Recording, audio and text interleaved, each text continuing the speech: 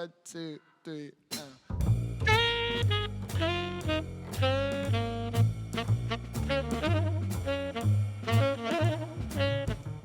Hello and welcome to this Jazzlines Ensemble tutorial.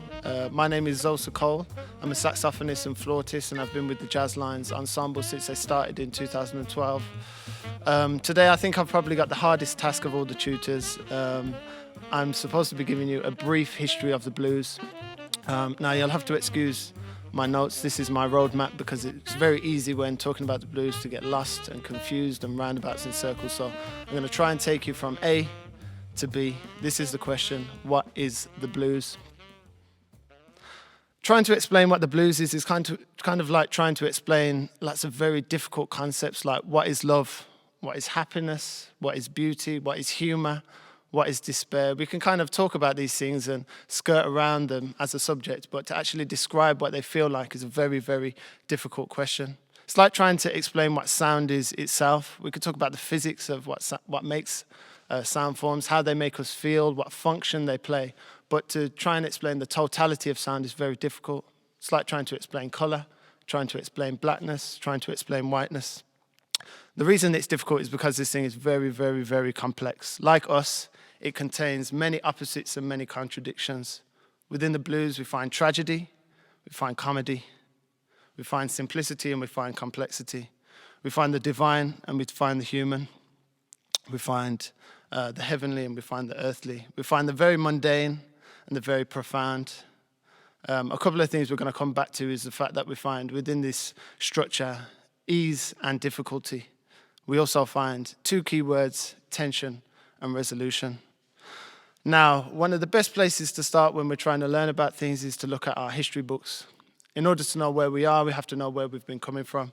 You know, we're all made by our experiences, and these form our identity. So if I've experienced this, this, and this, and this, and this, then that's going to form who I am as a character. And the same goes for any musical genre, including the blues.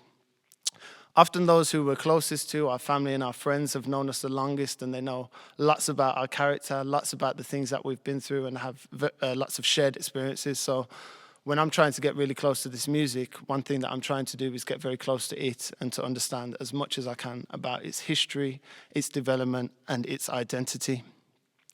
It's a little bit like mining for gold, so we're going to kind of put a lot of effort in, go back into the history books, find out where we started, and we'll go from there, basically. The blues and blues music has its roots in West Africa. West Africa, as we know it now, is made up of countries including Nigeria, Congo, and Benin, although some of these are in Central Africa. But at the time, those different areas were divided into different clans or different tribes. These included the Yoruba, which many of us are familiar with, the Igbo and the Akan, as well as many, many, many others. In the 1500s, a lot of these Africans were taken forcibly from their homelands across to various parts of the West. The Spanish, the Dutch, and the Portuguese owned these Africans, and they were entitled slaves. Now, these would undergo slave labor and would be upholding basically the economy and doing a lot of the forced labor that kind of held up what a lot of the West was built off of. Some of them went to different areas. So my grandparents are from Jamaica. They came from West Africa in the 1500s. My ancestors came from West Africa, and then they were over to Jamaica. Some went to South America, and the rest went to North America, as well as other places in Europe as well. But we're talking about that movement, the transatlantic slave trade, which, as in the name, transatlantic, went over the Atlantic Sea. Now, when they were taken from their homes and their families and their culture and their communities, they were basically stripped of everything and many different areas of their identity. One thing that they were able to maintain and hold on to was something that was inside of them, that wasn't an outward expression of who they were themselves. And this was the music. It was something that we can all hear inside our own heads, even if we don't express it all of the time. Now, this music and these fundamental roots of their music and their identity manifested in very different ways in the different countries In South America, we could talk about tango music and Cuban music, and we could talk about bossa novas and samba and salsa. In the Caribbean, we could talk about music like mento, ska, and reggae, which you might be familiar with. And in the north of America, we've got this music that we're talking about today. We're talking about the blues. Now, many of these people taken from their homes faced many, many different adversities and experienced a lot of trauma under the process of moving and the labor that they were had to undertake. One of these examples is being jumbled up, mixed up and separated. So many were taken away from their families and put into different groups. And what this oftentimes meant was that they couldn't communicate with the people who shared their experience with them because they spoke different languages. Imagine if you were taken and you were put into a room full of Portuguese people and Spanish people and Dutch people. You'd really struggle to communicate because you don't share that common language. The one thing that we do all share, though, the one thing that's universal, is this idea of music. Every culture across the world, throughout time, has had music. It's said that music actually predates language as we know it. One of the byproducts of this is we've got this huge melting pot of different traditions and different communities and different identities all in the same place. And that brings together this rich lineage and history of many varied identities. And the product of that was that, out of this thing that, in many ways was very tragic, came this beautiful concoction of different sounds and different communities and different cultures together. One thing that they all shared, as I said, was the music and the dance. Now, obviously, can't be dancing around because we're doing a lot of work out in the fields, etc., etc. So music was the thing that often reared its head. Now, as I said, these slaves were brought over in order to work, in order to carry out laborious tasks and to uphold the economy. So there was very, very little space and time to, if any, really to partake in the things that we love and enjoy, dancing and singing and, various other things, practicing. There was not really the chance to do that. So it was in very specific ways that these musical traditions kind of blossomed and grew and were allowed to happen. One of these places was in religious ceremonies. So under the guise of Christianity, which a lot of the slaves were made to take up, many African traditions and African religious ceremonies were taking place, and this was often late at night, out in the woods, away from the houses, in their own kind of social bubble, unit, community, and collectiveness. Through, Christian ideals and through Christian legend and myth and the things that form Christianity, African Americans brought in their own African traditions and used that as a medium for them to express their identity. Now, one of these, or one of the terms we use for this musical expression is a Negro hymn. Negro being the word that was used to describe African Americans at the time. Now, I'm going to sing one for you now. This is one that I'm sure we're all familiar with.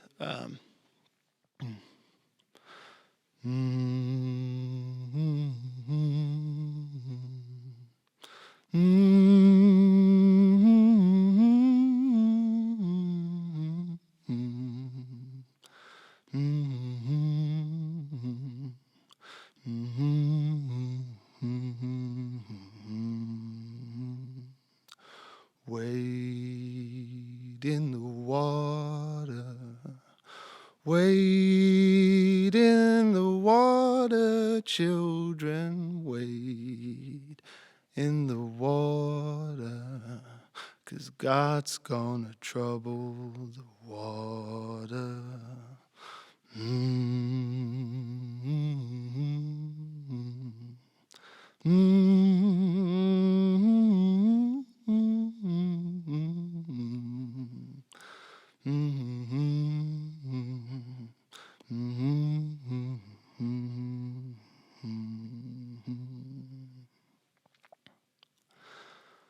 These sacred spaces for the African American community was a time and space to be together. It was an emotional and a spiritual shoulder for each other to rest on and to lean on, a support bubble for people to feel connected through very, very, very difficult times. Away from the fields, away from the hard labor, this was a sanctuary whereby they could express their identity and also find healing in the power of togetherness. One of the other ways in which this music, or their music and their identity, flourished and brought itself into being was in what we call Negro work songs. Now, when I was in the process of doing some research for, how best to present the history of the blues, I came across this recording from it's like a contemporary prison I think it was 1959, a group of African Americans, and you can hear them. I don't know what particular action they were doing, but there was this rhythmic element where there was obviously serious amount of force being exerted into some form of manual labor. And it really, for me, kind of made me aware of how this music is an expression of the experience as opposed to existing from its own kind of, this music is an expression of experience. Now I'm going to try and give you a bit of an example of how we get from labor through to a kind of physical generating of rhythm, through to a kind of breath, inhale and exhale, a kind of feeling of in and out, in order to make this kind of the labor, the very, very difficult task, a bit easier. We all need to breathe in order to do these things. And then how that kind of translates into moans and wails and into groans and then on into song form. So if you can imagine my feet are going to be emulating some form of manual labor. This could be plowing a field. I think that's probably the best analogy.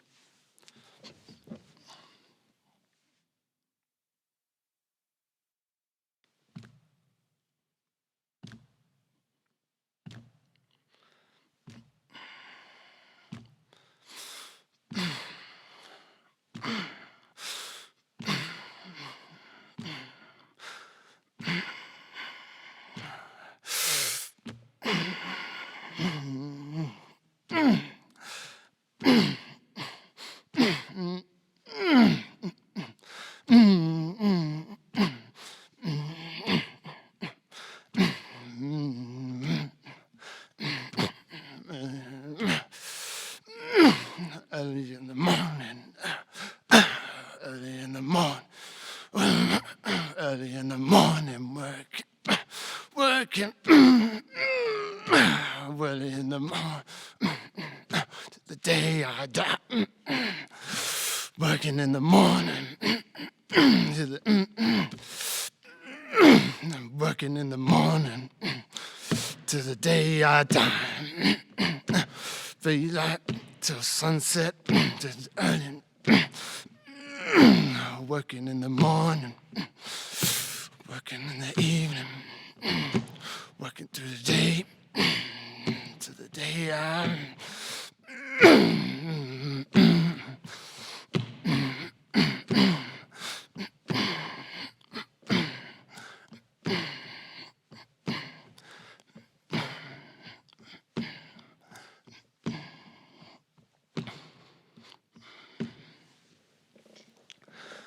As I say, this music was built out of experience and built out of a very physical process when it comes to the work songs. You'll notice that the things that are creating this music doesn't require instruments. It's an internal expression. It's an external expression of the physical exertion that's happening, and it manifested musically. Now, if you can imagine the kind of companionship between the slaves, in order to get through what is probably impossible, what is the impossible essentially in terms of workload. The thing that got them through was the togetherness, and I think that kind of gives us an explanation as to the capacity of togetherness and the capacity of being together, especially at a time now where we're so separated from each other. The capacity for us or what our capacity is when we've got people who can share in that experience is huge, and oftentimes we can't really put a limit on that. As I say, a lot of the work was very difficult. They might have had ploughing in the field. You also had picking cotton, where people had to, the cotton plants are very prickly, thorny bushes, and you're trying to get small bits of cotton, and you're cutting your hands, and you're getting blisters and bruises all over the shop. And as a result of that, many different sounds come out of that. So you've got cries, wails, moans, groans, and this is really a natural, organic development rather than a development for effect. This music was a product of something, and as I say, it's the expression of an identity and an experience. Now, this one of the key parts of, or the key elements of this music is lyrics. Now, you've heard two examples of the lyrics that I've been using. We've had Wade in the Water, and also, which is a more, from the Negro spirituals, which is a more set lyrics, and they have different stanzas and verses. And then the work song, which is a much more improvised, for lack of a better term, expression, and this would be very specific to what each individual was going through, and really rhythmically it just opens you up space to vent out some of the difficulties and stresses that you're undergoing, and these songs would develop organically, and people would create and improvise their own narrative over the top of that. And as the African American experience changed over the decades and over the centuries, those lyrics changed as well. Now, lyrics play an important part in the healing process for the African American community, and this is because it acknowledges the problems and the adversities they face. By existing, this music acknowledges the difficulties and adversities and trauma that the African American community faced. It acknowledged racism, it acknowledged loss, it acknowledged misogyny, and acknowledge abuse on all levels. And it was a haven really to share experience. When you share an experience with someone and you're able to communicate that with them, then that struggle dissipates because you're sharing it amongst others. You're not bearing the burden alone. And it also helps to form or forms your individual identity and also the identity of the wider community. I find it a miracle that out of the worst of these things came what is possibly, the best that humanity can give, and this is empathy. If I've stubbed my toe and one of my friends hasn't stubbed their toe, and I go, yapping to him about, I've hurt my toe, blah, blah, blah, blah, blah. He can be sympathetic, but he's not been through the same thing, so he might not really understand what it feels like per se, and I would know that he wouldn't understand that. If he stubbed his toe as well, we can spend hours talking about, oh man, it was horrible. I had to do this, and this, and oh man, I couldn't walk for this many days, and I couldn't even sleep because I had this pain, and then my toenail. You can really get into it, and through sharing that experience, all of a sudden, it's not only your burden to bear. Now, stubbing a toe is a pretty mundane example, but I've talked a little about the trials and tribulations faced by the African American community. We can talk about sharing the experience of a lost loved one, for example, or being in heartache. Love songs are, one of the best or most popular forms of music that have found throughout the ages, and that's because it's a real struggle to go through, and when you feel like someone knows your experience, that can make you feel a little bit more at ease. The blues provides both acknowledgement and a sense of togetherness, which are both very important parts of the healing process. The name blues is thought to derive from the, quote, Blue Devils, which is basically a kind of another word for trials and tribulations and struggles and heartache, and basically all the different difficulties that we all face in our lives, and specifically for the African American community. These problems could manifest in a very personal way or also in a very political way. And as I say, as the experience in America changed, the lyrics changed and evolved with them. Sometimes what you'll find is that the lyrics actually have double meaning or different layers of meaning, whereby on one layer it might seem that you're talking about one thing, For example, we've seen that in the Negro spirituals, whereby they're talking about a Christian form of spirituality, but actually they're channeling more of the African traditional spirituality that is part of their culture and their identity. Now, we've talked a little bit about the function of the lyrics. I'm going to talk a little bit about the function of the music now. One of the key words we talked about earlier was this idea of, or the key words, tension and resolution. Now, tension is that part of the film where the hero is clinging onto the side of a building. It's like he's about to drop and, everything's at stake. The love of his life is trapped somewhere, and it's like, oh, that feeling of, and resolution is when you hear those happy trumpets at the end and all's well. They're back at the home together. The family's all connected and everything's good. So tension and resolution. Tension and resolution. Now, a good example for this, or an analogy, is, if you're getting a massage, if I've got a problem in my shoulder, maybe it feels quite painful some of the time. Now, a masseuse is actually going to lean into that tension. It's going to lean into that problem. And then when I've had a nice soak and a nice bath, or whatever the case may be, a couple of days later, it's healed. So in order to heal from something, we need to acknowledge it, we need to lean into it, we need to accept it, and then we can actually give ourselves a chance to heal. Sometimes when you're getting a massage from I'm quite ticklish myself personally, and humor can also be a very important part of the healing process as well. Now, this tension musically can mirror, it can mirror and it can acknowledge the suffering as well. We're going to come on to, in the next video, a little bit about a more musical explanation of what tension is. But basically, tension is two notes that don't sound very nice together. And resolution is two notes that really sound really good together. So we'll come to some of those examples later. Another example of tension and resolution, or how this music provided a healing process for the African American community, is the idea of vaccine. Now, a vaccine gives you a small dose of the problem, gives you a small dose of the infection, or a small manipulated dose of the infection, so that when you come to it in real life in its full force, your body's already, your immune system's developed and it's ready to deal with it. If in the blues you tell me about a particular problem, and I've already kind of been through those emotions, when it actually faces me on that day, I feel equipped to deal with it because I've already been through those emotions once before, and I already have the tools to kind of release some of those,